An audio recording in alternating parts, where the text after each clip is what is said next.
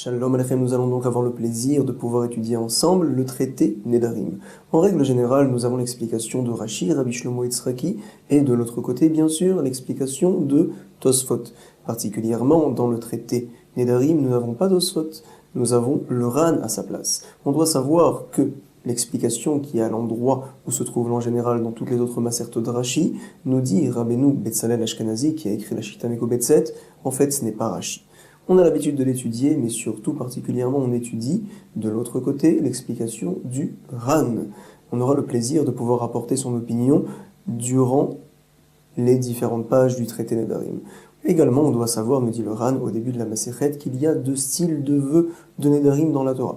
Tout d'abord, on voit ça dans Vayikra, dans Bamidbar et également dans Dvarim, dans le Lévitique, les Nombres et le Deutéronome, qu'il y a la possibilité de faire ce qu'on appelle Nidre Kodesh, quelqu'un qui décide, telle bête sera apportée en offrande. C'est un neder, je fais un vœu d'apporter cette bête-là en offrande, de la donner au Beth Amikdash et qu'elle soit apportée en tant que sacrifice. Alors c'est ce qu'on appelle Nidre Kodesh. Nous dit le Ran, on ne parlera pas de ça dans le courant de l'étude de la Masechet Nedarim, on parlera d'autre chose, et on voit ça dans Bamidbar, dans la Parashat Matot qu'on avait cité dans l'introduction. C'est ce qu'on appelle Nidre Issour, quelqu'un qui s'interdit une chose qui lui était permise auparavant. Par exemple, tel fruit me sera désormais interdit.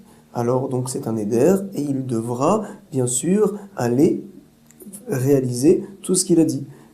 Lo yachel devaro, il n'aura bien sûr pas le droit de transgresser sa parole, on en parlera par la suite. Il y a, nous dit le Ran, deux manières de faire un vœu. Si je dis tout simplement, cette nourriture-là m'est interdite. Cette nourriture-là, donc, est interdite à moi. Il y a une autre possibilité de le faire en comparant cette nourriture-là à autre chose qui est interdite. Par exemple, cette nourriture sera considérée comme un korban. Donc on comprend tout à fait que de la même manière que le korban, l'offrande, le sacrifice, on n'a pas le droit d'en profiter, également, cette nourriture-là, désormais, on n'aura pas le droit de pouvoir en profiter. C'est ce qu'on appelle un éder à l'éder pas ça. Nous dit le Ran, ces deux nedarim, ces deux manières de faire des vœux, sont bémet 100% bonnes. Le vœu est chal, le vœu peut se poser, le vœu est kayam, il est là. Autre point aussi important que l'on se doit de citer avant de commencer l'étude de la Mishnah, on aura besoin de tout ça pour pouvoir comprendre la Mishnah par la suite. Il y a bien sûr une différence entre ce qu'on appelle un éder, un vœu, et c'est ce qu'on va étudier dans la Masechet, dans le traité Nedarim, et la Jvoa, faire donc un serment. Quelle est la différence? Nous explique les Mefarshim, on voit ça directement aussi dans la Gemara, au verso de la page bête, au tout début, comme quoi un éder, un vœu, c'est donc lorsqu'une personne dit « voici, cet objet-là, cette nourriture-là est interdite ». Le issou ou l'interdiction, il l'a fait poser sur l'objet. Cet objet-là, désormais, est interdit. Cette nourriture-là, désormais, est interdite. Par contre, là, je vois le serment, donc c'est une interdiction que je pose sur moi, à savoir, moi, je m'interdis de faire telle chose. Moi, je m'interdis de, etc. Il y a bien sûr beaucoup de nafkaminot, beaucoup de conséquences de cette différence-là, et on doit savoir que ces deux choses-là, le neder et la jvoa, sont deux mitzvot différentes, deux interdictions également différentes lorsqu'on les transgresse, et on doit savoir également que la jvoa, jurer, c'est considéré, c'est plus grave aux yeux d'Akadosh Baruch Hu que le neder. Il est marqué dans la parashat Kitissa, dans la parashat Yitro, quand on parle là-bas du don de la Torah, comme quoi le Yenake Akadosh Baruch Hu n'efface pas la faute de jvoa. Quelqu'un qui a juré et qui n'a pas accompli ça, ce qu'il a juré, son serment, alors Akadosh Baruch Hu n'efface pas cette faute-là, si ce n'est bien sûr qu'il fasse tshuva. Alors, autre point aussi important, on se doit de rapporter, pour pouvoir comprendre la suite de la Mishnah, il est marqué dans la Mishnah, on va voir un principe qui s'appelle le principe de Cherem. Et on voit ça dans Vayikra, Bamidbar, Devarim. Toute personne qui dit voici cette bête-là sera Cherem pour le Beth Amikdash, la Shamaim pour Akadosh Baruch Hu, c'est-à-dire qu'il transforme cette bête-là en korban quelque part. C'est un vœu finalement pour le Beth Amikdash en tant que Ekdesh. C'est ce qu'on appelle un Nidre Kodesh. S'il me dit par exemple, je décide que cette table-là, ce stylo-là, sera Cherem, sera mis de côté, sanctifié pour la trésorerie du Beth Amikdash, pour le Bedek Habayit. Donc c'est une autre manière de rendre la chose comme Nidre Kodesh. On va voir par la suite de la Mishnah également qu'il y a une autre mitzvah qui s'appelle donc Nazir. C'est quoi? Vaïdaber Hashem el Moshe les morts, c'est marqué dans Bamidbar. Daber el Bnei Israël va marta alehem.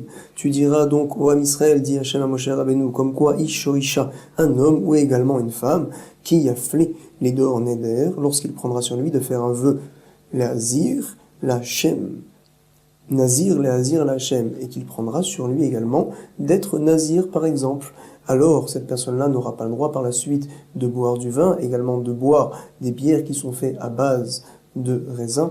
Également, on nous dit là-bas dans la Torah qu'il n'a pas le droit de profiter de tous les fruits de la vigne, de manger des raisins secs également, il n'aura pas le droit de les manger, même ne serait-ce que des noyaux de raisins, des pépins, et également de manger la peau des raisins, il n'aura pas le droit de faire une telle chose. Également, deuxième interdiction, il n'aura pas le droit de se rendre tamé. Lorsqu'on parle de tamé, c'est-à-dire au sujet de la toumatmet, de rentrer dans une salle, dans une tente, dans une maison où se trouve là-bas un mort, également d'être au contact avec les morts. Il n'a pas le droit de faire une telle chose. Si jamais il le fait, il devra annuler sa nésiroute et reprendre sa nésiroute au départ. C'est-à-dire quelqu'un qui décide, il dit « désormais je veux être nazir » puisqu'il n'a pas donné de date, alors on dit qu'il sera nazir pendant 30 jours. Si jamais il a été au contact avec un mort, alors il se devra de reprendre la nésiroute dès le départ. Troisième et dernier point important que se doit de faire attention le nazir, il doit laisser pousser ses cheveux pendant tout le temps de la nésiroute, et à la fin de la nésiroute, il se devra de couper les cheveux et d'apporter certains korbanot, certaines offrandes, on en parlera par la suite, korban shlamim, korban khatat et korban ola, tout pour Akadosh Baruch Hu, le ola. Ces corbanotes-là, on les verra précisément dans la Maseret Nazir, qui vient après le traité Nedarim. Donc, une fois qu'on a vu ces 4 points précis, à savoir, je les reprends, le Neder, le vœu, la joie, donc jurer, faire un serment, et également le Cherem, c'est un espèce de vœu également pour le Kodesh, pour Akadosh Baruch Hu, pour la trésorerie, et pour la trésorerie du Beth Amikdash. Et le 4e point, c'est donc Nazir, quelqu'un qui décide, voilà, je suis Nazir, désormais il n'aura pas le droit de profiter des fruits de la vigne, etc., comme on en a rapporté, de ne pas se rendre tamé également. Et 3e et dernière chose, de se laisser pousser les cheveux et de les couper lorsqu'il termine sa nésiroute. On va voir également, parlant à la suite, pour pouvoir comprendre la Mishnah, on va voir également le principe de Kinouï. Il est marqué dans le traité Baba Metzia à la page 58, au verso de la page. Attention, on n'a pas le droit de donner un surnom à son prochain. C'est ce qu'on appelle Mekane Lachavero. Mekane Shem Lachavero. Le Kinouï, c'est un surnom. Quelqu'un qui fait un éder, qui donc fait un vœu, mais il ne dit pas la chose clairement, il donne un surnom de cette chose-là. Par exemple, on verra plus tard que konam, c'est un mot qui signifie le mot korban. Si par exemple il a changé ce mot-là, et au lieu de dire konam, il dit konach, alors le vœu est oui considéré comme un vœu. Comment se fait-il? Pourtant ce n'est pas la manière de parler en règle générale. Nous verrons à la 10e page du traité Nedarim, 2 opinions, celle de Resh Lakish et celle de Rabbi Yochanan. Tout d'abord, dit Rabbi Yochanan, le maître et le rav de Resh Lakish, qui lui a justement, il a enseigné toute la Torah, Resh Lakish, et il l'a amené à faire tchouva, nous enseigne Rabbi Yochanan, comme quoi, Behemet, les kinouïs, c'est en fait des noms, des manières de dire, de faire un vœu dans les autres leshonotes, dans les autres langues des peuples des nations, et donc, Behemet, les Chachamim ont considéré que le vœu est wichal, le vœu se pose lorsqu'une personne dit ça, même dans d'autres langues, on verra ça par la suite. Resh Lakish dit non, ce sont des mots que les Chachamim ont décidé. Mashebadou Chachamim mili behem, ils ont décidé que tel mot signifierait par la suite que la personne prend sur elle de faire un vœu. On verra également par la suite, comme ça pense le Ran, que lorsque l'on fait un kinouï neder, lorsqu'on donne un surnom au vœu, alors le vœu, c'est un vrai vœu, minator. Également, autre principe que l'on se doit de connaître, yadot. Yadot, donc en hébreu, ça signifie la poignée, le manche. Avec le manche d'un objet, on a la possibilité de déplacer tout l'objet en prenant le manche. Également, lorsque l'on dit des fois le début d'une phrase, et que bien qu'on n'ait pas terminé la phrase, mais la suite est compréhensible par tout le monde, alors les Chachamim ont considéré la Torah également, c'est Minatora selon beaucoup de commentateurs, de commentateurs, comme quoi il y a d'autres, lorsque l'on dit un début de phrase, et tout le monde a compris que mon but c'était de faire un vœu, même si je n'ai pas terminé la phrase, c'est considéré comme si j'avais vraiment fait le vœu. Voici donc les points très importants qu'on a besoin de connaître pour pouvoir commencer la Mishnah. Nous enseigne la Mishnah, Kol kinuye nedarim, kenedarim, tous les surnoms des vœux sont considérés comme des vœux à part entière. Vecharamim, kecharamim, les surnoms que l'on peut donner au cherem, c'est considéré comme un cherem à part entière. Quelqu'un qui donne un surnom pour dire que cette bête-là sera cherem pour la bête Amigdash, il ne dit pas le mot cherem, on verra par la suite, il dit le mot cherek par exemple, ou cherech, on verra ça à la 10e page du traité Nedarim, c'est considéré comme un cherem à part entière. Également, nous dit la Mishnah, Veshevuot, Keshevuot, quelqu'un qui donne un surnom à un serment, alors c'est considéré comme un serment à part entière. Au lieu de dire le mot je vois, il dit le mot jvuta par exemple, ou jvuka, c'est oui considéré comme un serment, il se devra de l'accomplir. Et également Venezirut, Kenezirut, quelqu'un qui au lieu de dire je suis nazir, il dira je suis nazir, nazik, alors c'est considéré à part entière comme une nézirut. Premier point que l'on voit dans la Mishnah. J'ai moi cité des exemples des kinouilles, des surnoms, des néder, de la jvoie, du cherem et également de nazir, mais la Mishnah ne les a pas cités. Elle nous a juste, pour l'instant, enseigné le principe. Des surnoms du néder, de la jvoie, du cherem et de la nézirut sont considérés donc comme si on avait fait un néder, une jvoie, un cherem ou une nézirut. Deuxième point va nous enseigner la Mishnah, elle va nous donner directement, sans nous enseigner le principe, elle va nous donner donc des exemples de yadot, des débuts de phrases qui ne sont pas vraiment terminés, mais on comprend tous que la kavana de la personne qui a parlé, c'est de prendre sur elle telle et telle chose. Par exemple, Aomer lechavero, mudarni memecha, quelqu'un qui dit à son ami, je fais un neder, je suis en vœu par rapport à toi. Mufrashni mimecha, je suis repoussé de toi. Meruchakni mimecha, je me recule de toi, je m'éloigne de toi. À quel sujet? Shani ochel lecha, au sujet de manger de ta nourriture. Shani toem lecha, de goûter de ta nourriture. Bien qu'il n'a pas dit que la nourriture de son ami lui est désormais interdite, qu'elle est donc finalement comme un korban, comme une offrande, quand même on considère que Assour, cette nourriture-là de son prochain, lui est interdite bien qu'il n'a pas terminé sa phrase. C'est le deuxième point que l'on voit dans la Mishnah. Troisième et dernier point, qui est également considéré comme un yad, comme une poignée, on va dire, comme un début de phrase. Alors nous dit Rabbi Akiva, tu sais, Menoudé Anilecha, quelqu'un qui dit à son prochain, je suis en nidouille par rapport à toi. C'est quoi le principe de nidouille? Quelqu'un qui a fait certaines avérotes, qui n'a pas été choser b'tshuva, alors le beddin peut décider, les rachamim peuvent décider que cette personne-là sera désormais mise en quarantaine. On n'aura pas le droit de l'associer dans les minyan, on n'aura pas le droit de faire des masaomatan, de faire des affaires avec elle. Alors la personne qui dit à son prochain, tu sais, je suis Menoudé Anilecha. Par rapport à toi, je suis en idouille quelque part. Rabbi Akiva, Aya Choker Bazele Armir, il tendait à être marmir et à dire que c'est considéré quelque part comme un vœu, bien qu'il n'a pas dit comme quoi il est désormais en interdiction de profiter de son ami. Il n'a pas dit le mot-là. Ce mot-là, comme quoi il est interdit, c'est considéré, Menoudé Anilecha, tendait à dire Rabbi Akiva comme un éder. Nous avons jusqu'à présent vu la Mishnah, nous allons avoir le plaisir maintenant de pouvoir étudier, comprendre, au verso de la page bête, le déroulement de la Gemara. Tout d'abord, en tant qu'introduction, on se doit de savoir, nous rapporte le Ran, il est marqué dans Iyov, dans les Ktuvim, comme quoi, Vatifrar, Lachon, Arumim, ils ont décidé, ils ont choisi les Chachamim, à Lachon, une manière de parler très précise dans les Mishnayot. En tout cas, on voit ça, la Gemara relève ça souvent, comme quoi les Chachamim, lorsqu'ils ont utilisé tel et tel mot, à la place d'autres mots, il y a forcément des raisons à cela. Lorsqu'ils ont sauté certaines étapes, également il y a des raisons. Lorsqu'on dit un enseignement avant l'autre, il y a des raisons particulières à cela. La Gemara, tout d'abord, va justement s'arrêter sur l'organisation de la Mishnah, et par la suite, on expliquera d'où c'est qu'on apprend le principe de Neder, le principe de Jvoa, etc. Nous allons attaquer la Gemara. Il est enseigné dans le traité Nazir, Kol Kinui Nazir, Kenazir. Tous les surnoms que l'on peut donner à un nazir, alors c'est considéré comme un nazir. Quelqu'un qui dit, je prends sur moi d'être, par exemple, nazir. Il ne dit pas directement le mot nazir, il a donné un surnom, c'est considéré, nous dit la Mishnah là-bas, complètement comme un nazir. Par contre, ici dans notre Mishnah, on nous dit, tu sais, kol kinouye nedarim, kenedarim, tous les surnoms des vœux, c'est considéré à part entière comme des vœux, et la Mishnah continue également au sujet du cherem, également au sujet de la jvoa, du serment et également au sujet de Nazir. Nous dit la Gemara, pourquoi particulièrement dans le traité Nedarim, lorsqu'on commence à parler des Nedarim, on parle des 3 autres cas. Par contre, par la suite, dans le traité Nazir, lorsqu'on enseigne le principe, on ne l'enseigne qu'au sujet du Nazir. Kol kinouye Nedarim, Nazir, ke Nazir. Alors donc, nous dit la Gemara, première ligne.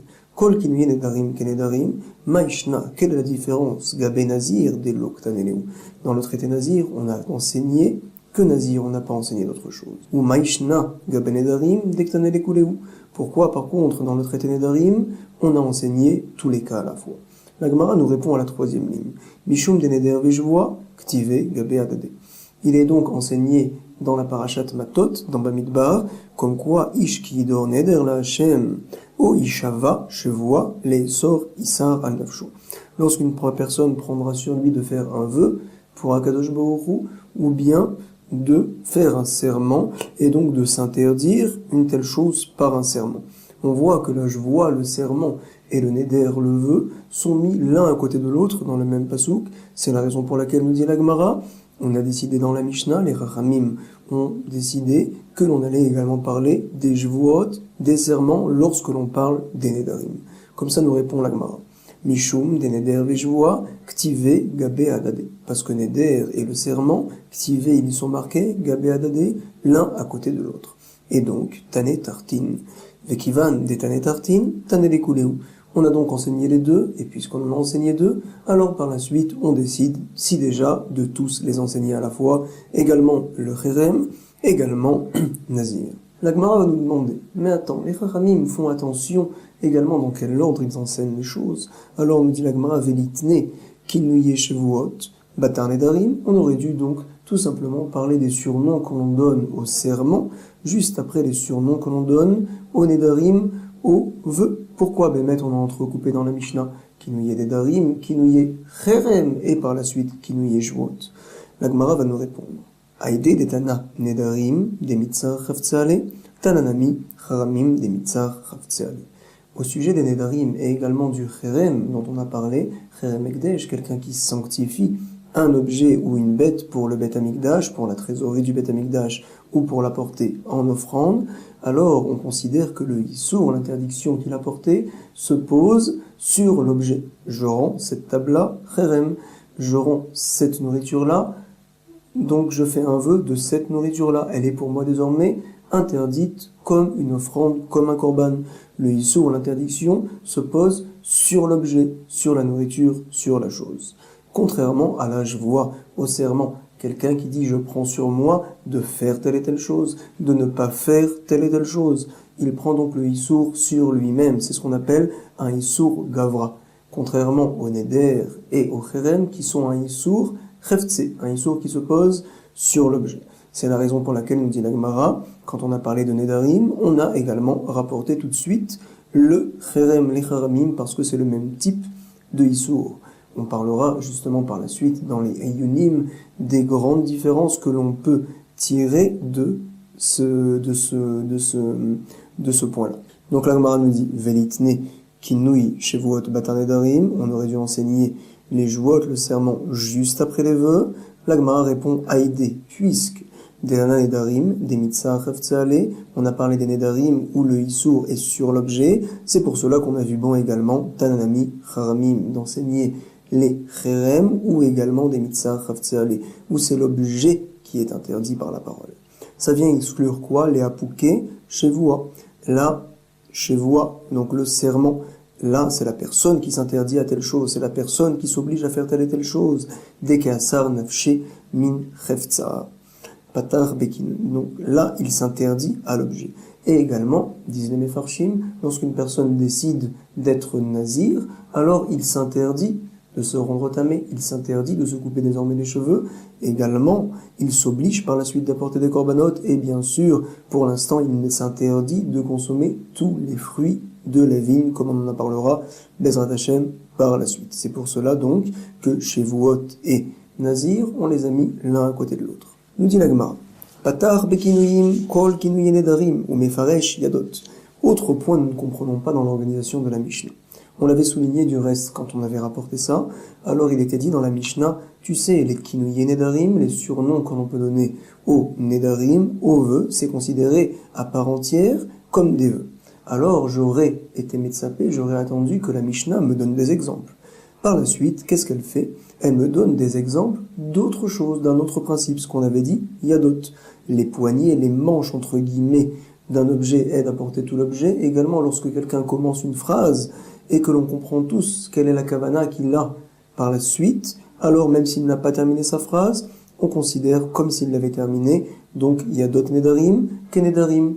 La Mishnah par la suite donc ne m'enseigne pas le principe, mais me donne tout de suite des exemples de yadot nedarim. Par exemple, quelqu'un qui dit « Je suis repoussé de toi, je suis séparé de toi, éloigné de toi », au sujet du fait que je ne mangerai pas ta nourriture, au sujet de ta nourriture. Il ne dit pas comme quoi la nourriture est assour, est interdite, comme un korban par exemple, mais on comprend tous que c'est sa kavana, la nourriture lui est désormais interdite. On avait dit, vatifrar, lachon arumim, les chachamim ont un lachon très précis, donc la Gemara s'est demandé, comment se fait-il, patar bekinuyim, kol kinuyi nedarim, vemefaresh yadot, tu cites un principe, les kinuyim, et tu commences à parler des yadot, donner des exemples des yadot, aomer la chaveru, moder animimecha.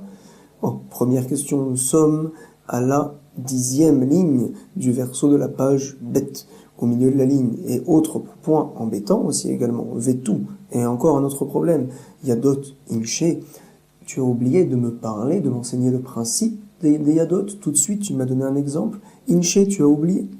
Répond la Gemara, aere behon, vechisure mirsera. Behemet, c'est vrai, il y a ce principe-là, dans la Mishnah, on doit en faire part. Vechisure mirsera, par contre, Behemet, il manque des mots dans la Mishnah. Comment est-ce possible qu'il manque des mots dans la Mishnah? Nous demandent les Mefarshim dans la Torah. Alors, un Mefaresh vient nous enseigner quelque chose de formidable. On doit savoir, Chisore mirsera, il manque des mots dans la Mishnah. Behemet, il ne manque pas des mots dans la Mishnah. On sait que Aetla Asot la Hashem et Feru Toratecha, les Chachamim se sont permis d'écrire brièvement des enseignements dans les Mishnayot par exemple, pour que la Torah ne soit pas oubliée, bien que normalement la Torah orale doit rester orale et ne doit pas être écrite, pour ne pas que la Torah soit par la suite oubliée. Feru Toratecha. Donc c'est la raison pour laquelle ils ont mis un minimum de mots. À l'époque, nous disent les Mefarshim, ils étaient d'une chorma, d'une pureté tellement grande que même si on ne rajoutait pas ces mots-là, ils auraient sans aucun problème pu comprendre les paroles de la Mishnah. Par contre, nous, disent les Amoraïm, nous sommes d'un niveau inférieur que les Tanaïm, et donc c'est pour cela que nous devons rajouter des mots pour pouvoir comprendre le sens précis de la Mishnah. C'est ce que nous dit ici la Gemara, Vechisore mirsera, ve'achiktane. Comme ça, donc, la Mishnah doit être enseignée pour que l'on puisse la comprendre. Kol kinuye nedarim, kenedarim. On enseigne le principe, les surnoms des vœux, c'est comme des vœux. Veyadot nedarim, kenedarim. Les débuts de phrases qui signifient des vœux également, c'est considéré à part entière comme des vœux. Nous dit la Gemara, mais attends. Velifirouche kinuyim bereisha. Les émet, on va voir dans la page Yud, à la 10e page du traité, comme quoi on va donner des exemples là-bas, des kinuye nedarim. Comment se fait-il que dans la Mishnah, quand on commence à citer des exemples, on rapporte des exemples de yadot nedarim et non pas de kinuye nedarim, nous dit la Gemara. Normalement, tu me cites tout d'abord qu'il y a un principe de kinuye nedarim, tu te dois tout d'abord de me donner des exemples de cela. Pourquoi tu attends 10 pages? C'est la question de la Gemara. Velifroche, on aurait dû expliquer kinuyin berisha, au début, des exemples de surnoms de kinouï. La Gemara va nous répondre Haou desalik mine, haou mefaresh berisha. On a un principe, on va le confirmer ce principe-là par la suite. Comme quoi, quand on donne deux enseignements, alors on commence à expliquer le deuxième et dernier enseignement avant d'expliquer le premier. Voici le principe que nous enseignent les Chachamim. Je donne un premier enseignement, le deuxième, je commence à expliquer ce dont je viens de terminer de citer. J'ai cité un principe, tout de suite je l'explique, après on reviendra sur le premier principe qui a été enseigné. Je vais même rapporter des preuves, me dit la Gemara. Kedetnan, il est enseigné dans le traité Shabbat, au début du deuxième Pérec. Bam Madlikin ou Bam Madlikin. On sait qu'avec certaines huiles, certaines mèches, on a le droit de pouvoir allumer les bougies de Shabbat. Par contre, d'autres mèches, d'autres huiles, on n'a pas le droit de les utiliser pour allumer le Shabbat. Parce que ces mèches-là, le feu n'arrive pas bien à s'accrocher à ces mèches-là. Et également, ces huiles-là ne sont pas des bons combustibles. Alors le feu risque de s'éteindre ou bien de baisser. Et on a peur justement que la personne, en voyant que le feu baisse, va bouger quelque peu la bougie pour augmenter le feu. Il va faire donc un issour de mavrir, d'augmenter le feu. C'est un issour minatora. Donc, il est enseigné là-bas dans la Mishnah. Nous allons citer Bam Madlikin, avec quoi on allume, avec quoi on ne peut pas allumer. Et on commence tout de suite par expliquer les bougies et les mèches avec lesquelles on n'a pas le droit d'allumer. En Madlikin verroulé. Donc tu vois qu'on commence à expliquer la dernière chose qu'on a citée. Voici la preuve. Autre preuve, nous dit la Gemara, il est marqué dans le Perek Bametomnin, c'est le 4e Perek du traité Shabbat. Tu sais, il y a une possibilité de pouvoir être tomen, de pouvoir recouvrir la nourriture pour garder la chaleur, pour lui garder sa chaleur. Dans quel cas? On sait que la veille de Shabbat, on a le droit de faire ce qu'on appelle une atmana, de recouvrir des aliments avec par exemple des couvertures, avec toutes choses qui gardent la chaleur mais qui ne rajoutent pas de la chaleur. Par contre, d'autres choses peuvent rajouter de la chaleur, c'est ce qu'on appelle d'avoir un mosif hevel. Les Chachamim ont interdit de recouvrir la nourriture avec ces choses-là, même la veille de Shabbat, de peur que les gens viennent à se tromper, et à recouvrir la nourriture avec des braises, avec de la cendre encore chaude, et que par la suite ils viennent à remuer les braises et à faire encore une fois le issour de mavrir. Donc on nous dit là-bas dans la Mishnah, voici les choses avec lesquelles tu peux utiliser pour recouvrir la nourriture. Bametomnin, entomnin, on commence à citer encore une fois entomnin. Voici les choses qu'on ne peut pas, avec lesquelles on ne peut pas être tomen. Oh, tu vois encore une fois comme quoi on explique la dernière chose que l'on a citée. Donc notre principe est vrai. 3e preuve, nous rapporte la Gemara, Bamei Shayotse ou Bamei Ena Yotse. À l'époque où il y avait un vrai Reshut Harabim, un vrai problème de Reshut Harabim, Minatora, dans les rues, en tout cas, alors les Chachamim ont interdit à la femme de sortir avec certains bijoux, de peur que ces bijoux-là, elle risque de les montrer à ses amis et de marcher avec dans la rue, et donc de faire un Issour Minatora, de déplacer, de porter, de faire Arba Hamot, de marcher, parcourir environ 2 mètres pendant Shabbat, et donc les Chachamim ont interdit de porter certains bijoux à la femme. Donc on dit là-bas dans la Mishnah, tu sais, Bamei Shayotsa ou Bamei Enayotsa, quels sont les bijoux qu'elle peut porter et qu'elle peut sortir avec, et quels sont les bijoux avec lesquels elle ne peut pas porter, elle ne peut pas sortir avec. Et on enseigne tout de suite là-bas, Lotetseisha, voici, madame n'a pas le droit de sortir avec telle et telle chose. Oh, on voit ici encore une fois clairement que la Mishnah explique le dernier enseignement, le dernier principe qu'on a cité au départ. Donc, ce qu'on avait dit jusqu'à présent, c'est vrai. Comme ça tient la Gemara ici. Nous sommes donc un peu plus bas que le milieu du verso de la page bête. Nous avons vu jusqu'à présent la raison pour laquelle la Mishnah a cité les kinouye nedarim et également les kinouye jvuot, kinouye charamim et kinouye nezirut, parce qu'on avait vu dans le pasuk que jvoa, le serment et le neder, le vœu, sont marqués l'un à côté de l'autre dans la Torah. C'est pour cela qu'on a décidé de tout enseigner en même temps. Également, la Gemara s'est demandé comment se fait-il que on enseigne neder, cherem et jvoa. On aurait dû rapprocher les deux principes, le serment et le vœu. A répondu la Gemara comme quoi neder et cherem, c'est des isurim qui se portent sur l'objet et non pas sur la personne, contrairement à la jvoa et au nazir, c'est un issour qui se porte sur la personne. Je décide de ne pas faire telle chose, de faire telle chose. Je décide d'être nazir, par exemple. C'est pour cela qu'on les a regroupés, jvoa et nazir, à la fin. Et au début, on a neder et cherem. Autre point avait dérangé la Gemara, tu commences par me citer un principe de kinouye nedarim, et sans me donner des exemples, tu passes tout de suite au principe de yadot. Tu me donnes tout de suite des exemples de ce principe-là, sans me l'avoir même cité. La Gemara nous a répondu qu'il manque des mots dans la Mishnah. La Mishnah Behemet, on se doit de lire et de rajouter dans la Mishnah qu'il y a encore un autre principe, après le principe de Kinui Nedarim, c'est le principe de Niyadot Nedarim, et donc on commence à citer des exemples du dernier principe, par la suite on reviendra au premier principe, donc où c'est qu'on a vu qu'on fait une telle chose, dans le traité Shabbat, à 3 endroits, Bamedlikin le deuxième Perek, le 4e Perek Bametomnin, et également Bame Isha Yotse, c'est le 5e Perek du traité Shabbat. Donc on cite 2 principes, on commence tout de suite à expliquer le dernier principe et par la suite on reviendra au premier. La Gemara va remettre en cause ça. On va voir d'autres Mishnayot, par exemple celle qu'on va voir tout de suite dans Bava Batra, où on commence à expliquer le premier principe qu'on a cité. Vehatnan, il a été enseigné, fin de ligne. Yesh nochalin vemanchilin. Il y a donc des gens qui font hériter l'un à l'autre et également héritent l'un de l'autre. Par exemple, le père avec son fils. On doit savoir que le fils hérite de son père. Également, lorsque le père perd son fils, alors si son fils n'a pas d'autres enfants, il fait hériter son père. Donc, yesh nochalin vemanchilin. Nochalin velomanchilin. Autre principe, il y a des gens qui font hériter à l'autre personne, mais par contre, de cette autre personne-là, si elle vient mourir, ils ne reçoivent pas d'héritage. C'est ce qu'on dit ici. Nochalin velomanchilin, c'est dans le traité Ba'abatra, à la fin du traité.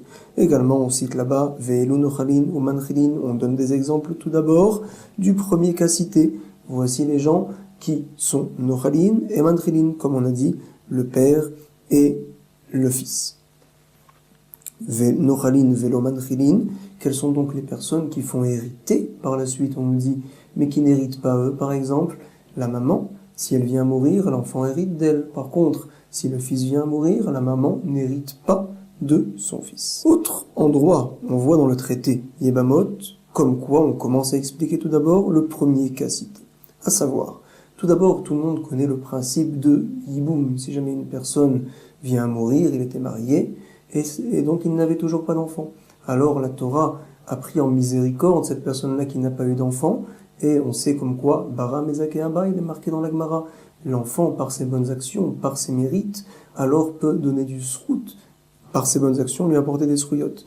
Donc, alors, la Torah a demandé, comme quoi, l'un des frères se devra de faire ce qu'on appelle la mitzvah tziboum, de prendre l'ancienne femme de son frère et d'aller avec lui pour donner donc des enfants à son frère. Les enfants seront au nom de son frère.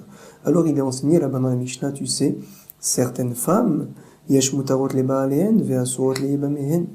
Il y a certaines femmes qui étaient permises à leur mari, mais par la suite, lorsque le mari est parti, par contre le yabam, le frère qui doit faire le yiboum, elles sont interdites à cet homme-là. Par exemple, on a 2 Kohen. Celui qui est mort, c'était un Kohen, tout simple. Il était marié avec une fille qui était veuve, almana.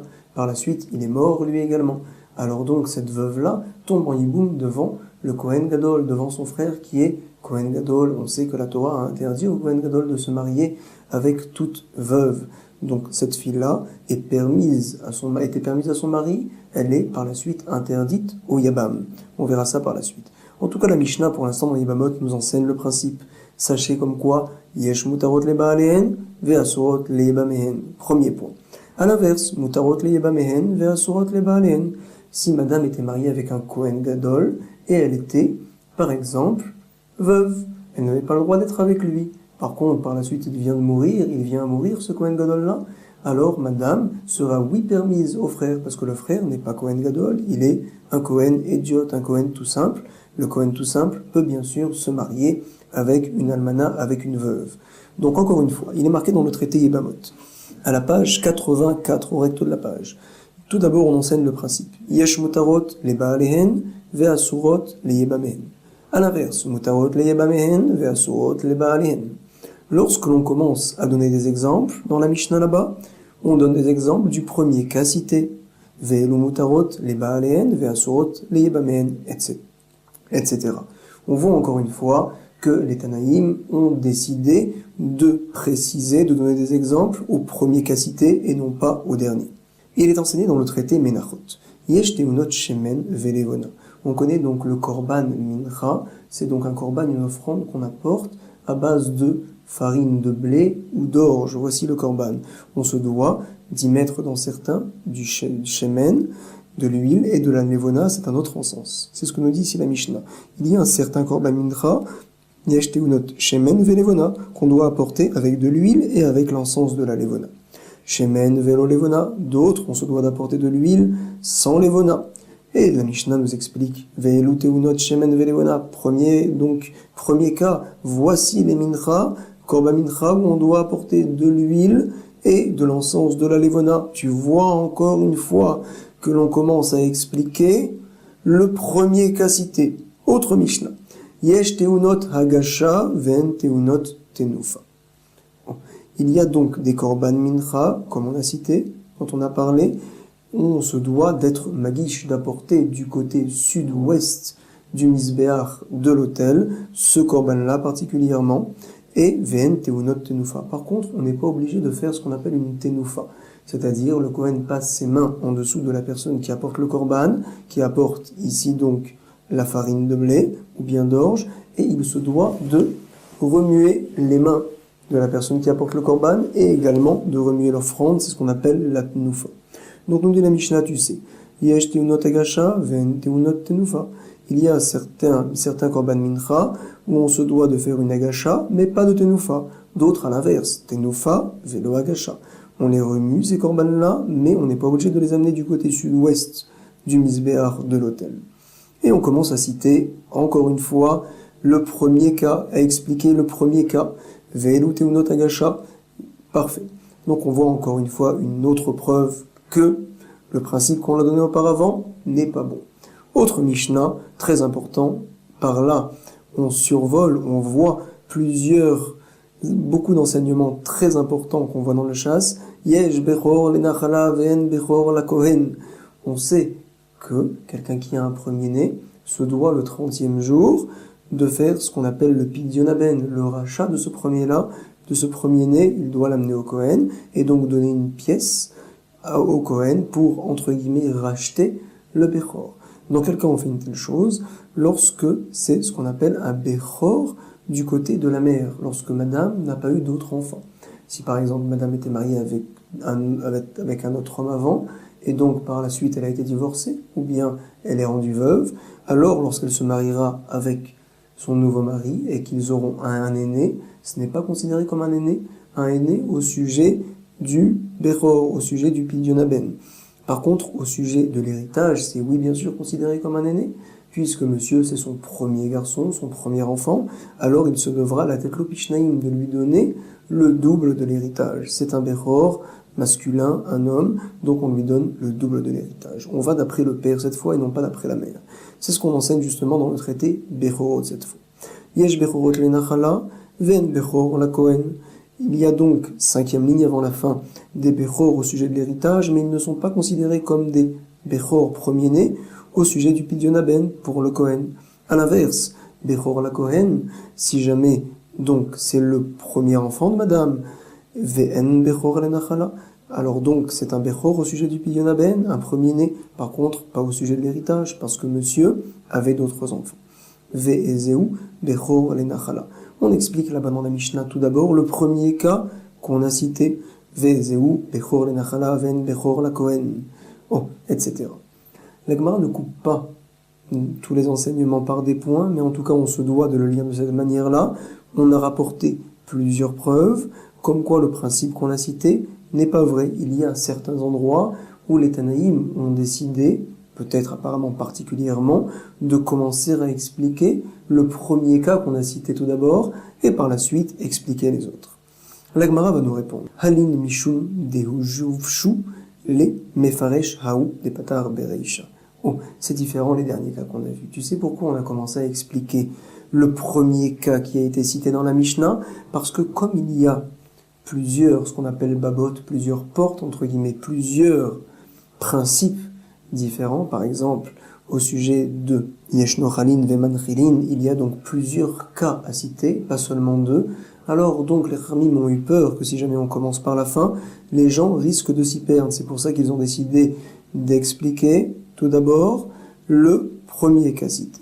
C'est ce que nous répond l'Agmara. Halin, cela, Mishum Dehuvshu, les, puisqu'il y a beaucoup de cas, mefaresh, haou des patar bereisha. On a voulu donc enseigner cela, ce dont on a commencé à citer dans la Mishnah pour ne pas que les gens viennent à s'embrouiller. La Gemara ne va pas s'arrêter là. Attends. Vea bame bema yotza, ou bame ena yotza. Nous avons donc une autre Mishnah qui se trouve encore une fois dans le traité Shabbat. On nous dit là-bas comme quoi, on sait bien sûr, il est marqué dans la Torah de la même manière qu'on n'a pas le droit de faire des melachot, par exemple de porter des objets dans la rue pendant Shabbat. Également, on se doit de faire attention que nos serviteurs, les avadim, et également nos animaux ne fassent pas des melachot. Un animal n'a pas le droit de porter un objet dans le Reshut Harabim, pour moi, donc dehors, dans la rue, c'est interdit. Si ce n'est donc des habits, par exemple la bête, on l'a recouvert parce qu'il fait froid, ou bien par exemple, toute chose qui aide la bête à être gardée, ou sinon elle serait perdue, donc ce n'est pas considéré comme un transport. Par contre, d'autres choses, elle ne peut pas sortir avec ces choses-là, avec ces objets-là, parce que c'est considéré qu'elle porte, qu'elle fait une melacha, et la Torah nous a dit, tu n'as pas le droit de faire une melacha, même avec tes bêtes, tes animaux. C'est ce qu'on enseigne dans la Mishnah. Bame mayotse ou bame enayotse. Nous dit la Mishnah, nous allons parler des choses avec lesquelles la bête peut sortir, des choses avec lesquelles la bête ne peut pas sortir. Ah, et on voit là-bas, bien qu'il n'y a pas beaucoup de cas enseignés, pourtant on commence tout de suite à expliquer le dernier cas en premier. Des lovchou, il n'y a pas beaucoup de cas, nous dit la Gemara, dernière ligne. Vektane, et quand même, Yotse Gamal, on a enseigné tout d'abord, Yotse Gamal, le début de la Mishnah. Donc on voit apparemment que notre principe n'est pas bon. Jusqu'à présent, pour être Mesakem, ce qu'on a vu, la Gemara nous avait demandé comment se fait-il que on commence dans la Mishnah à citer le principe de Kinu Yenedarim, les surnoms qu'on fait au vœu. On enseigne donc dans la Mishnah Kinu Yenedarim, Kenedarim, et on se doit de rajouter des mots dans la Mishnah. Chisor et Mirsera nous a dit la Gemara Yadot Nedarim, Kenedarim. Par la suite, lorsqu'on commence à donner des exemples, on donne des exemples tout de suite. Des Yadot, du dernier cas qui a été cité. Nous avait dit la Gemara, comme quoi c'est un principe que l'on tient, on a rapporté des preuves. Le dernier cas cité, c'est le premier qu'on explique en général. La Gemara a repoussé cette chose-là, elle nous a dit qu'on voit, notamment dans le traité Bechorot, notamment dans le traité Menachot, que souvent on commence à expliquer le premier cas qui a été cité, donc ce principe-là ne tient pas. La Gemara va nous dire, tu sais, et là, l'avdavka. Mais il ne faut pas s'arrêter là. Il y a des fois où, nous sommes donc à la page Guimel, première ligne, il y a des fois où les Tanaïm ont décidé de commencer à expliquer le premier cas qu'on a cité, des fois où ils ont décidé d'expliquer le dernier cas qu'on a cité. L'avdavka, ne t'arrête pas à cela. Zimnin, il y a des fois, les faresh, haou des patar bereisha, on explique le premier cas cité. Zimnin, par contre, il y a des fois, haou des salik mefaresh bereisha. La dernière chose qu'on a citée, c'est la première qu'on vient à expliquer. Bezrat Hashem, qu'on ait le srout de pouvoir voir la deuxième réponse de la Gemara concernant l'ordre de la Mishnah. Chazak ou Baruch, Kol Tov.